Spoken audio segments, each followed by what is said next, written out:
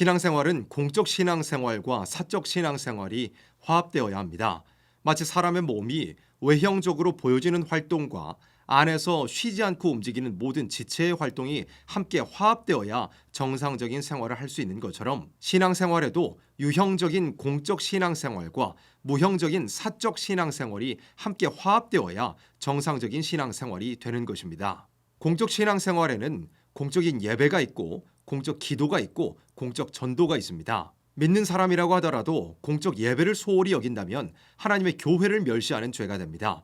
교회는 약한 자를 붙들어주며 모르는 자를 깨우쳐주며 피곤한 자를 소성케 하기 위하여 하나님께서 역사하시는 곳인데, 교회에서의 이런 공적 신앙생활을 등한히 여기고 자기 혼자 스스로 설 수 있다고 생각하는 것은 잘못된 신앙 양심입니다. 자신도 교회를 통해서 은혜를 받고 예수님을 만난 사람이 교회의 공적 예배를 불필요하게 여긴다는 것은 있을 수 없는 일입니다. 신앙생활에는 공적 예배를 존중하는 것이 있어야만 완전한 열매를 맺게 됩니다. 하나님은 교회를 통하여 역사하시기 때문입니다. 사도들이 큰 역사를 받을 때도 공적으로 한 곳에 모여 합심하여 기도할 때 큰 성신의 권능이 내렸던 것입니다. 또한 공적 기도에 큰 관심을 두어야 합니다. 하나님의 큰 역사는 공적 기도를 통해서 일어납니다.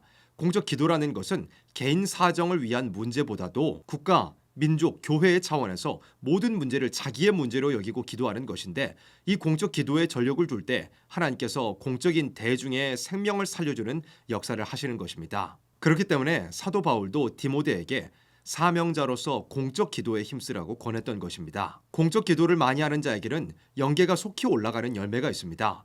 자기의 은밀한 죄를 자복하는 기도나 딱한 사정을 고백하는 기도를 소극적인 기도라고 한다면, 공적으로 대중을 살리기 위하여 하는 기도는 적극적인 기도입니다.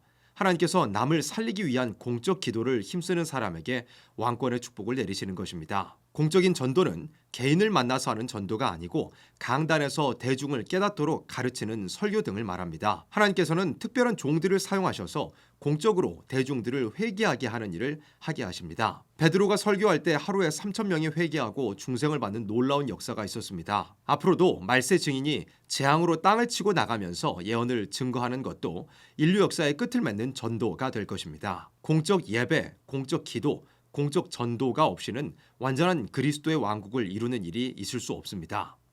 사적 신앙생활은 신앙 양심에서 하나님을 상대하여 날마다 은밀한 것을 하나님께 보이려고 하는 생활입니다. 보이지 않는 은밀한 사적 신앙생활에서 하나님과 교통이 있는 사람이 되어야 공적인 교회에 발전을 가져오게 하는 열매가 있게 됩니다. 사적 신앙생활에는 봉사와 교제와 인내의 생활이 있습니다. 사적 봉사는 하나님만 아시도록 숨은 봉사를 하는 것이고, 사적 교제는 하나님과 나 사이에 잠잠히 교통하는 동시에 성도 간에 영적으로 교통하는 일입니다. 인간적인 어떤 관계나 단체에 대한 소속감 같은 것을 초월한 교제입니다.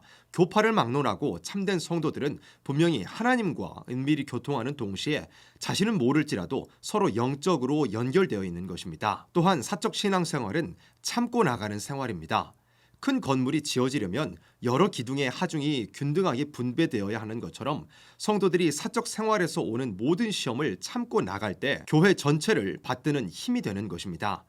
교회에 사람이 많이 모인다고 해도 각 사람이 사적 생활에서 참고 나가는 신앙이 되지 못하면 교회가 아무런 열매를 맺지 못하고 무너질 수밖에 없습니다. 하나님의 축복은 사적 생활에서 참고 나가는 자에게 있는 것입니다. 제자들은 누가 크냐며 다투었지만 예수님께서는 지극히 작은 아이에게 행한 일을 내게 행한 일과 같이 갚아줄 것이라고 하시면서 누구든지 작은 일에 충성한 자가 큰 권세를 받을 것을 가르치셨습니다.